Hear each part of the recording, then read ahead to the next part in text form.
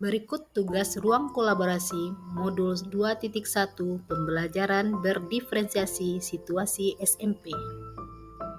Bersama fasilitator Bapak Budi Darmawan, SPDMT, dan pengajar praktik Ibu Urwatil Wusko dan Ibu Yulianetti.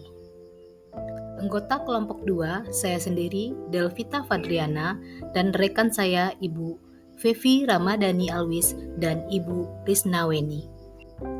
Situasi SMP dengan skenario sebagai berikut. Pak Dudidam, seorang guru SMP, ingin mengajarkan murid-muridnya materi tentang iklan.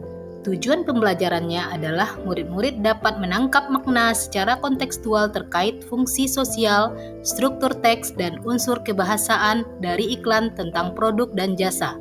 Pak Dudidam lalu membuat skenario pembelajaran sebagai berikut. 1. Diskusi seluruh kelas di awal pembelajaran. Pak Dudidam melakukan diskusi untuk memperkenalkan pada topik tentang iklan dengan menggunakan beberapa pertanyaan pemandu seperti apa yang membedakan antara iklan dengan bentuk tulisan lain, iklan apa yang benar-benar menarik untuk kalian, apakah dibutuhkan biaya untuk membuat sebuah iklan, jenis pekerjaan apa yang tersedia dalam periklanan. 2. Kerja individu atau pasangan atau kelompok kecil. Setelah itu, Pak Dudidam meminta murid melakukan kegiatan tulis berbagi dengan pasangan lain. Secara individu, murid akan diminta menulis 3 hingga 5 iklan yang menarik bagi mereka. Mereka lalu berbagi apa yang dituliskan dengan satu teman lain. Secara berpasangan, saat berbagi mereka boleh menambahkan pendapat. Setiap pasangan kemudian berbagi dengan pasangan lain. Setelah itu, Pak Dudidam melakukan diskusi dengan seluruh kelas. Ia akan menggunakan daftar iklan yang pada masing-masing kelompok sebagai contoh. Kemudian membahasnya dengan menekankan pada target sasaran, pesan utama, mengapa beberapa iklan lebih efektif daripada yang lain. Pak Dudidam lalu menugaskan serta istilah periklanan sesuai kebutuhan. 3. Kerja kelompok kecil. Murid akan diminta untuk membentuk kelompok yang terdiri dari 4-5 orang untuk mendiskusikan kelebihan dan kekurangan berbagai jenis iklan. Setiap kelompok akan diberikan selembar kertas dan bekerja di meja mereka. Setiap lembar kertas grafik memiliki tecar untuk menuliskan kelebihan dan kekurangan untuk jenis iklan tertentu, misalnya radio, TV, internet, cetak, billboard.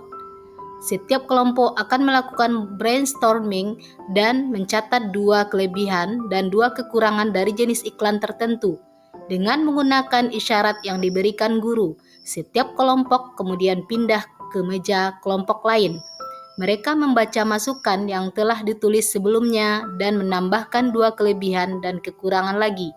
Terus berlanjut demikian sampai setiap kelompok memiliki kesempatan untuk membahas semua jenis iklan. 4.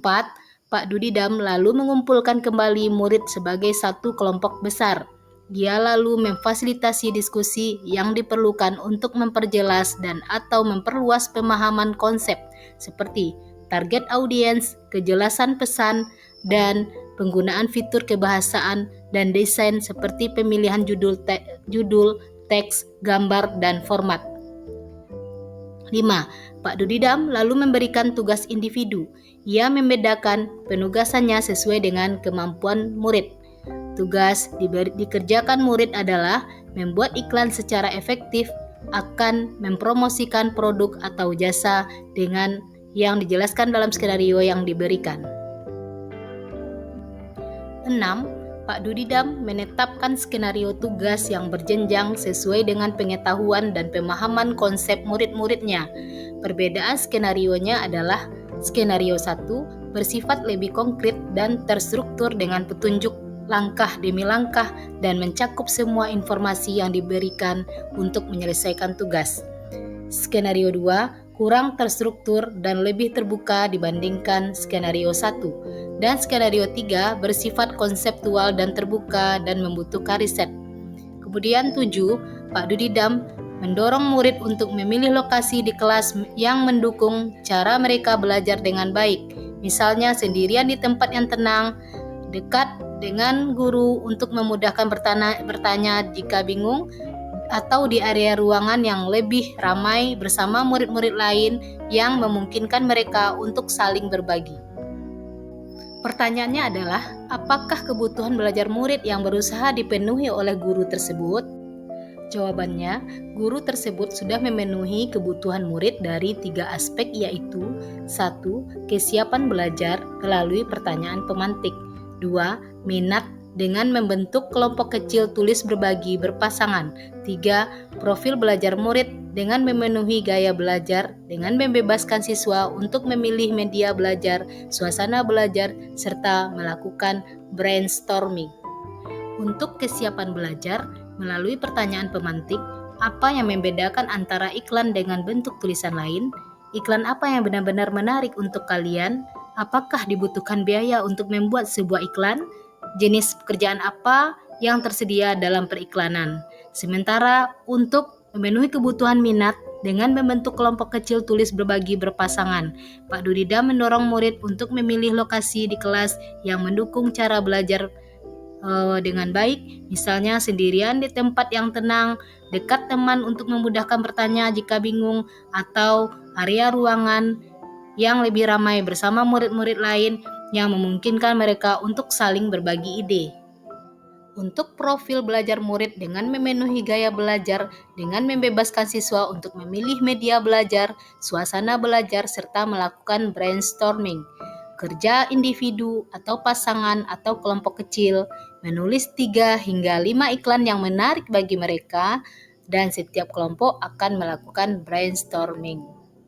Pertanyaan selanjutnya, bagaimana cara guru tersebut menentukan kebutuhan belajar muridnya? Jawabannya adalah 1. Dengan mengamati perilaku dan emosional murid. 2. Dengan mengidentifikasi pengetahuan awal melalui pertanyaan pemandu. 3. Dengan melakukan refleksi dan evaluasi sepanjang pembelajaran dengan diakhiri penilaian formatif atau tugas bersama berdasarkan skenario. Pertanyaan berikutnya, strategi pembelajaran berdiferensiasi apa yang digunakan? Jawabannya adalah 1. Dengan melaksanakan pembelajaran berdiferensiasi konten melalui 3 skenario. Skenario 1 bersifat lebih konkret dan terstruktur dengan petunjuk langkah demi langkah dan mencakup semua informasi yang diperlukan untuk menyelesaikan tugas. Skenario 2 kurang terstruktur dan lebih terbuka dibandingkan skenario 1. Sementara skenario 3 bersifat konseptual dan terbuka dan membutuhkan riset. 2. Dengan memberikan murid kebebasan memilih tempat belajar atau diferensiasi proses, memilih lokasi di kelas yang mendukung cara mereka belajar dengan baik. 3. Melalui pembelajaran berdiferensiasi produk atau skenario tugas yang berbeda. Pak Duridam lalu memberikan tugas individu, ia membedakan penugasannya sesuai dengan kemampuan murid. Tugas yang harus dikerjakan murid adalah membuat iklan yang secara efektif akan mempromosikan produk atau jasa atau acara, sesuai dengan yang dijelaskan dalam skenario yang diberikan. Pertanyaan terakhir, bagaimana guru tersebut melakukan penilaian?